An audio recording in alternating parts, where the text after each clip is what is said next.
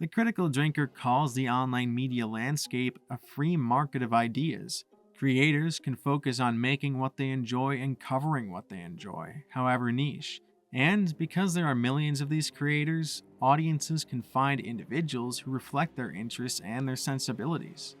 For example, DJ Peach Cobbler began a video about the cultural significance of Grand Theft Auto 4 with a 5-minute long discussion of the history of literature and the attitudes towards publishing in ancient Rome. Some people might have zero interest in Rome, but those who are compelled have a brilliant video to watch with an interesting thesis. According to DJ Peach Cobbler, Virgil, the author of the Aeneid, wanted his work destroyed after his death. But the emperor did not do it, thank God, preserving what has become a remarkable historical artifact. He uses this to illustrate his point about how Rockstar Games should go about preserving their games, because they and other companies have a dismal track record of doing so, such as taking down mods to make their older games playable on modern hardware before releasing buggy, poorly optimized cash grab remasters.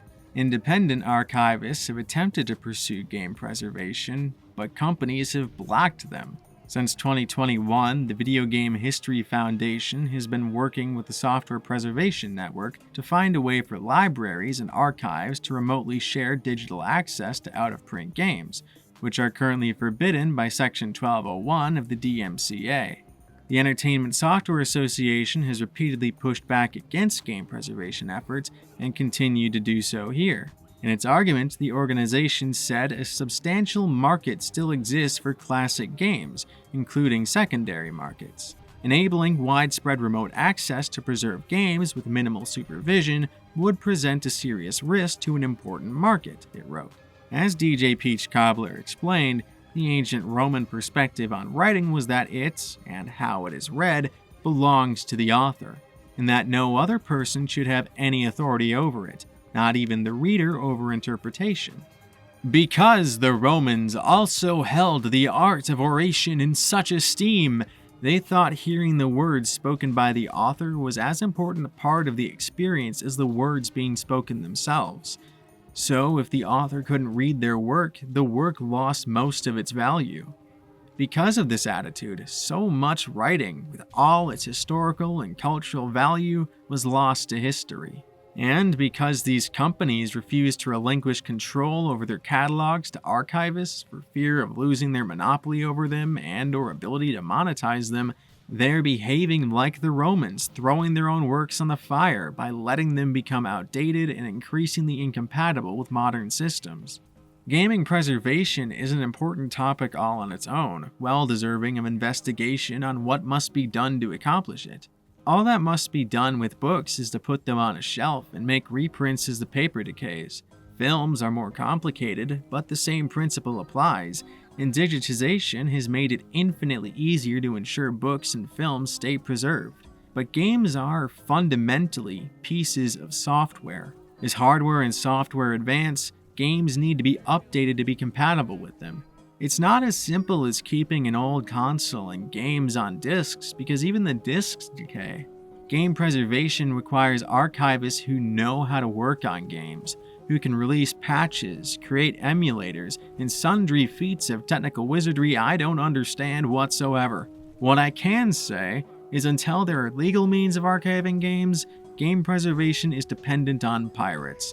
And yo-ho and Godspeed me hearties, I say.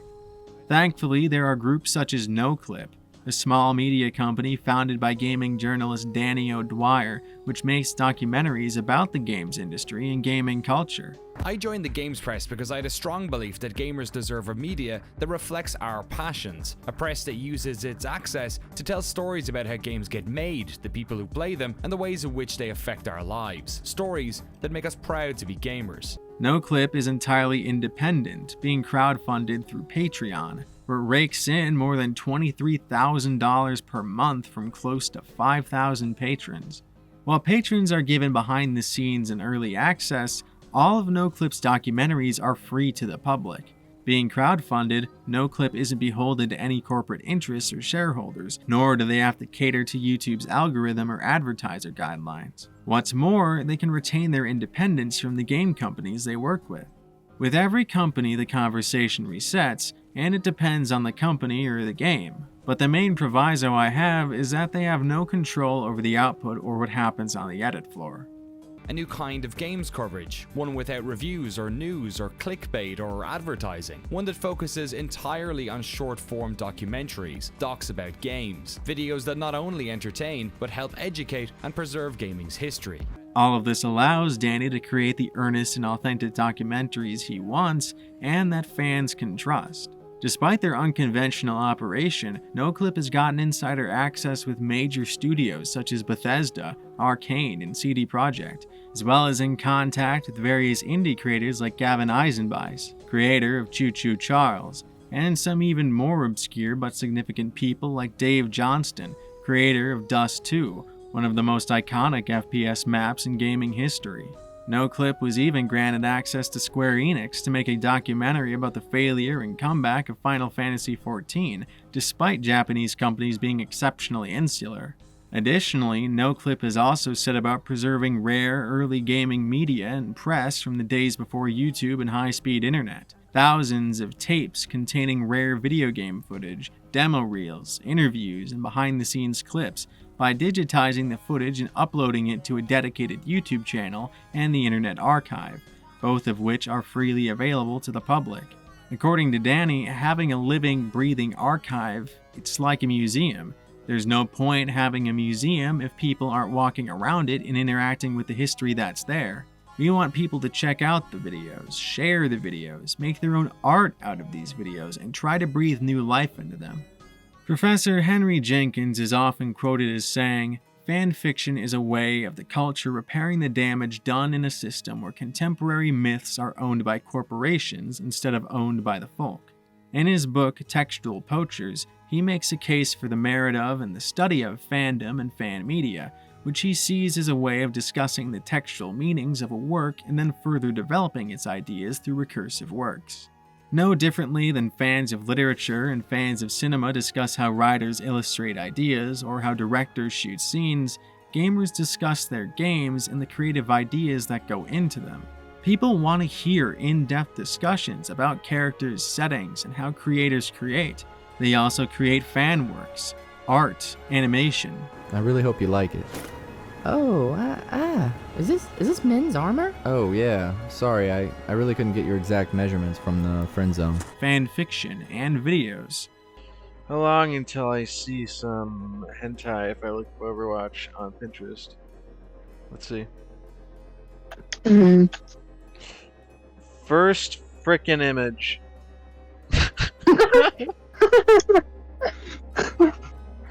Took you long enough?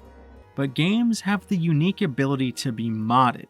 The beauty of video games and mods is that they can allow personalization and customization through texture packs, community patches, and bug fixes, and much more, like the classic Explosive Chickens mod for Skyrim by Clayman67. This one is called simply Explosive Chickens, and it's by... I wonder what that does. Right? Doesn't leave a whole lot to the imagination. This one's called by a gentleman called The Dean, and he created a mod that lets you do this. I'm gonna shoot this chicken. Don't miss. There you go. Oh! This could turn out well, or it could turn out horribly. Oh God.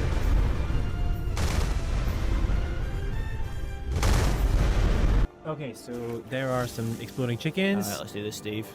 So long, Steve. I hardly knew ye. As I look up to the sky. Well, that looks Oh my God! What the fuck? Trains! Trains! Oh, good God! There he is, there he is. I see you, you little devil. Ooh! Oh, I didn't put God mode on. Well, I feel like maybe a big explosion might be enough. If only there was some sort of animal that exploded in this game. I don't know. I don't think we've got one. Seb, we got chickens. We got chickens. It's time to end this. Let's do it with the apocalypse spell. We'll find out. Here it comes. Get ready for this, guys. And we're off. So long, Krakenos. Gently does it, and off they go. We're in space. Oh, they're going. Oh! So long, good friends. It's been the best. One final flight. One final flight. That's it. That was really loud. That was a really good one. Players have remodeled and retextured just about every item in Skyrim, including creating unique covers for all the in-game books, custom armor sets for factions that use generic armor, added new quests, gorgeous player homes, revamped cities, and even minor details like better-looking plates, silverware, and food, and the addition of footprints in the snow, new music for bards to play in taverns, and countless other mods to make the world of Skyrim feel more alive. Skyrim is unfavorably known for its boring followers. Many games make sure companions are fleshed out in interesting characters for the player to interact and have relationships with, such as the beloved followers of Fallout New Vegas. That's NCR. Their compass is spinning all the time. They try to put their stake in everything they see. Nobody's dick's that long. Not even Long Dick Johnson, and he had a fucking long dick. Thus the name. Who the fuck starts a conversation like that? I just sat down. So, Skyrim modders have come to the rescue with gems such as Serana Dialogue Add-on by Martimus. SDA is a full overhaul of Serana, adding 8,000 lines of dialogue expanded from her around 1,000 vanilla lines voiced by a professional voice actress, improved animations, reactivity with the world, and the ability to romance and marry her, thank God. Leaf Rest? It's a cozy slice of tranquility in Riverwood, isn't it? Between the garden, the fireplace, and those picturesque river views, I have to admit, it's got its own kind of enchantment. But remember, it's not just the house that makes it feel like a home. Most impressively, other mod authors like Joseph Russell, creator of Lucian, and Smart Blue Cat, creator of Inigo, have collaborated with each other to create conversations between their followers, so your adventuring party will feel like a real group of friends and allies. Lucian and Inigo will swap riddles and sing songs, and Serana's vampirism scares Inigo, and she'll tease him for it. Moreover, in the vanilla game, you can only have one follower at a time, so having a real party like that is only something that you can get from mods. Don't sound very convinced. Well, you seem a little, weak. Well educated? Well dressed? Wealthy? Weak. Also note that Todd Howard has even stated he's a fan of Inigo, which is very cool. Because of content restrictions, most games don't allow you to kill children. Lame. The only exceptions I can think of off the top of my head are Baldur's Gate 3 and Minecraft. Yeah, Minecraft. You can kill the baby villagers, and they're kids technically. Because of this, some developers, like Bethesda, like to be cheeky and make all the kids in their game little bastards who insult you and get away with it because you literally cannot give them the beatdown they deserve.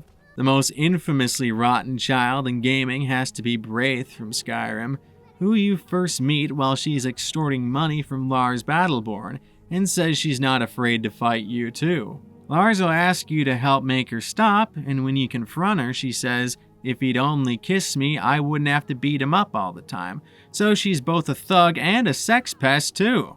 Thanks to various heroes of child abuse who make killable children mods, kids like Braith can get the punishment they deserve. Death. One mod, Cinematic Camera 5.3 by Joe Trias, has allowed Red Dead 2 fans to create new cutscenes from ambient in-game scenes, such as the various missable camp interactions. The Vanderling gang has a camp that acts as your home base, and other members of the gang are usually hanging out there and will often have conversations that, unless you stand around to eavesdrop, you'll miss. Players have used this mod to emulate the look of cutscenes made by Rockstar, and make sure that the people who miss those moments and/or who aren't going to replay the game still get to see them, while also making them visually slick and cinematic. Additionally, because RDR2 is so well made and well acted, it allows the performer's underrated work to shine and be appreciated. We're here. Shall we, Dutch? Yeah, it's time to go. Let's head to the river. Oh, leave Cornwall alone. We're running for our lives because of a bad call you made. We're bank robbers. Way I see it, it's an occupational hazard. He ain't. We need money. But revenge? Now? Of course it's for money. Come on, Arthur. Jenny? Mac? Davy? They mattered to me. Well, I'm real sorry, but dying, that's part of the game. You know that? This is unnecessary. Excuse me.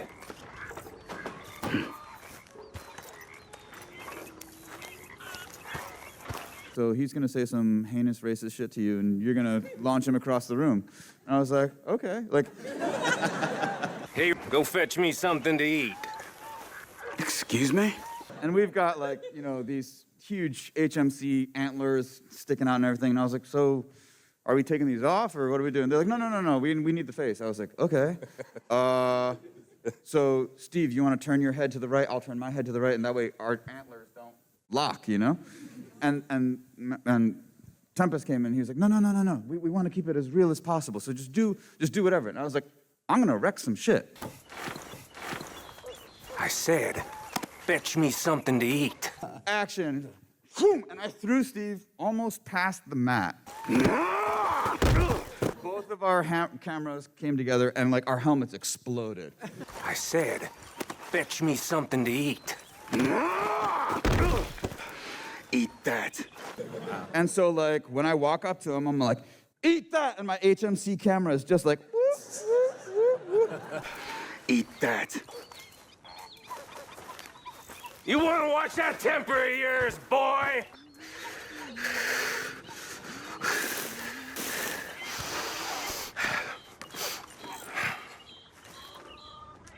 You want to watch that temper of yours, boy? Now that's a much better hat. Another new hat, huh? See?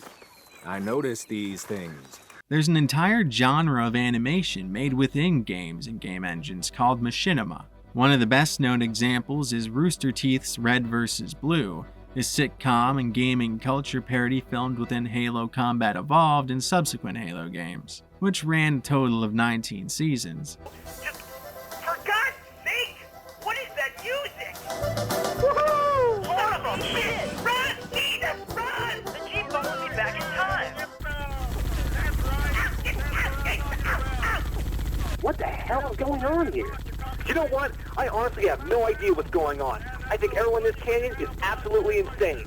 How did you get this flag? I don't know. I just asked for it. Wait, that worked? I guess.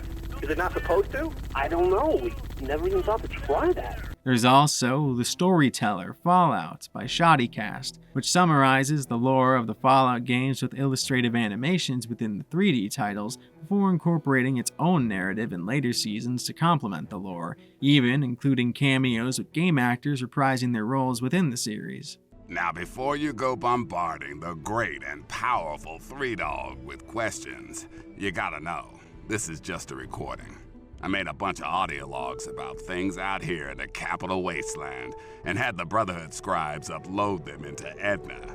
You say one of the key phrases, and your reward is hearing my golden voice pour out of Edna's speakers. Edna, you've been keeping secrets from me. Here I thought we told each other everything. An honorable mention should also go to Manslayer's series Gamer Poop, which consists of various short skits parodying games inspired by the YouTube poop trend. Why are you wearing that dress, sir? Aw, hell. That's some grand cleavage, madam. Why, thank you. Hey, Mr. Ricketts. How long have you been living here? A few years now, I guess. Been a while since I looked at the calendar. One day you catch a glimpse of yourself, and you ain't the same person no more. You're a little girl. Whoa! You're a bad girl. A bad girl. We got a wild one. And bad girls deserve to be spanked. What the devil? I needed it spanked. Marston spanked me. No, I've got to go. Most mods have what are called dependencies, or other mods that are required for their mod to work. Cinematic Camera 5.3 is dependent on ScriptHook RDR2 by Alexander Blade, which enables RDR2 to recognize ASI plugins.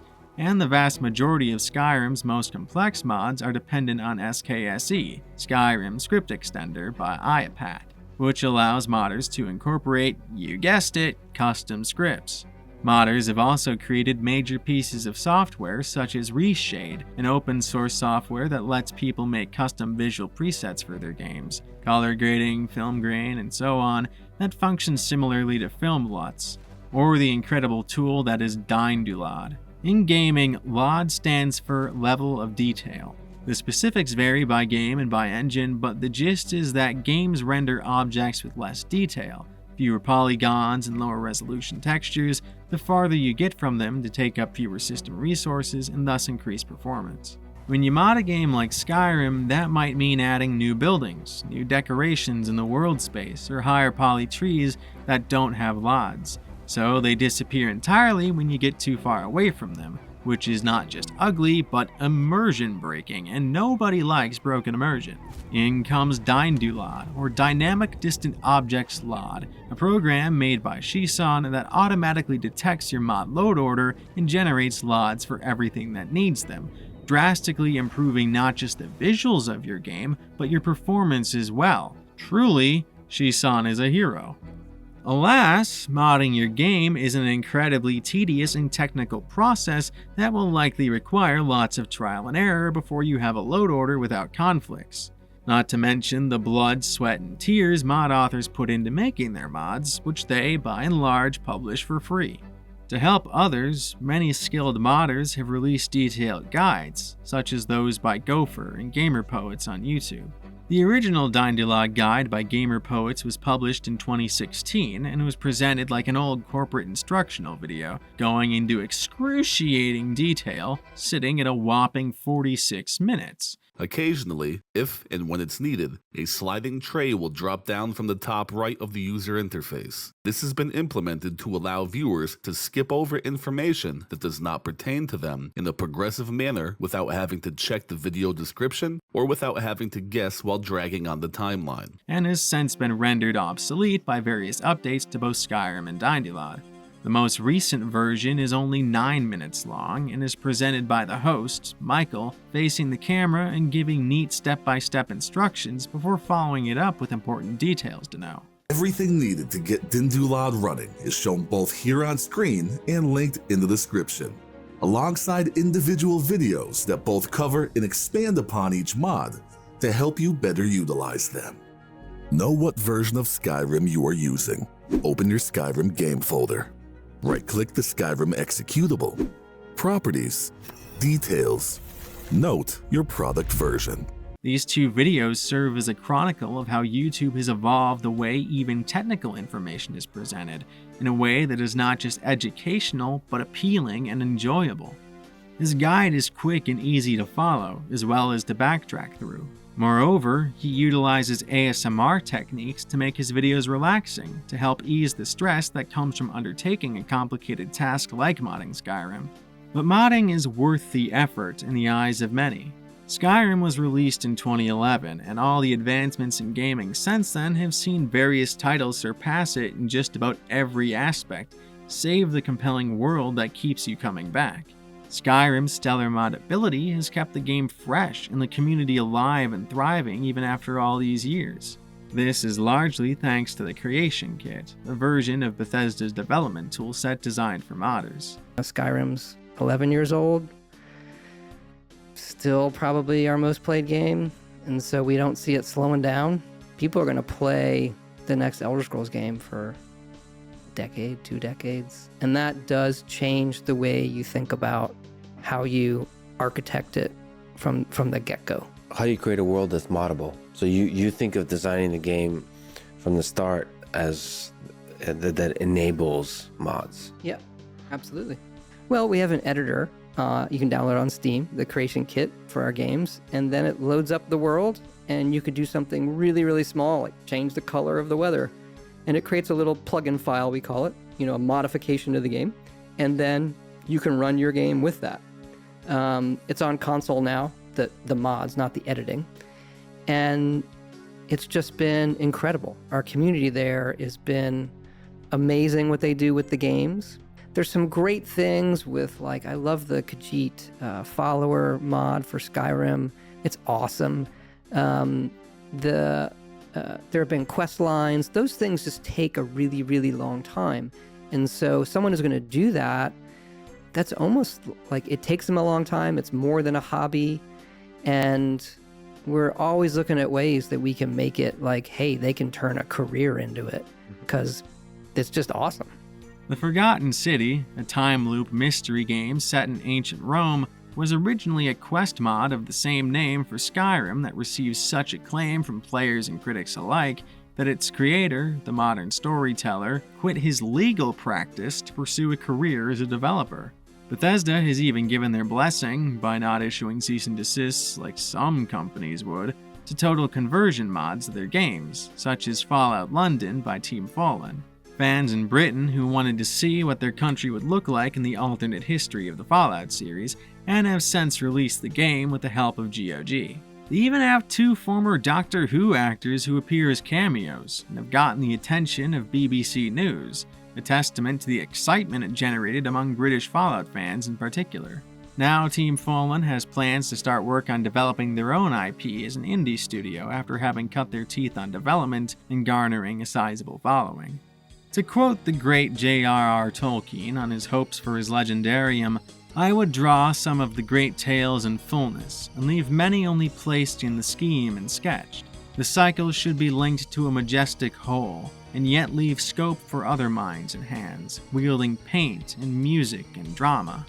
Absurd. But it was not an absurd notion at all. Jenkins' ideas and the modding scene have neatly illustrated the participatory culture of fandom, and few fandoms are older and more dedicated to their chosen creator than Tolkien's. What's the mask for, Fran? Professor and Tolkien scholar Dr. Corey Olsen has been crusading to promote the academic study of Tolkien's work, first through the Tolkien Professor podcast and his writing, and then going so far as to found Signum University, an entirely online university with unique concentrations in literature like Tolkien studies and imaginative literature. Dr. Olsen has also extended the concept of the digital classroom to include non-traditional outlets, and he has embraced the new literature of cinema and video game adaptations through interactive programs, such as the Mythgard Academy, an offshoot of Signum which provides free scholarly discussions of Tolkien's works, many of which are conducted through Lord of the Rings Online, an MMO set in Middle-earth that makes it possible to examine the text while also exploring the landscapes, structures, and characters of Tolkien's epic fairy story. Another video game project dedicated to Tolkien is Minecraft Middle-earth, where players have set out to create a scale model of Middle-earth explorable as a public server in Minecraft. It's an entirely non-profit passion project that required some incredible engineering of Minecraft systems. It's been running since 2010 and has created a world 336 square miles in size. To be accessible to everyone by simply joining their server, they cannot mod it in any way save using bespoke texture packs, but they've done so to create truly incredible works of art. Major locations such as Hobbiton, Bree, Minas Tirith, and Edoras have been recreated, as well as more obscure locations in the lore such as Dal Amroth, plus various invented locations to make the map feel more real, with every structure having a full interior.